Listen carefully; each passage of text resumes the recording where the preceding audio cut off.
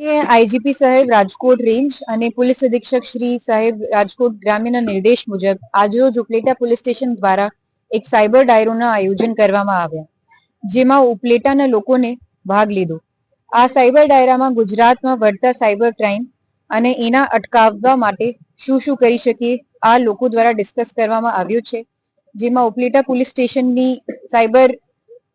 ક્રાઇમ્સના વિરુદ્ધ જે કાર્યવાહી છે એની પણ ડિસ્કસ કરવામાં આવી છે અને લોકોમાં આ અવેરનેસ ફેલાવવામાં આવી છે કે કોઈ પણ ઇન્સાન સાયબર ક્રાઇમનો ભોગ બની શકે છે અને એમાં એવું કોઈ દોષ નહીં થાય અને એવું કોઈ બનાવ કોઈના સાથે બનીએ તો આ જે ભારત સરકારની સાયબર હેલ્પલાઇન છે 1930 એટલે કે 1930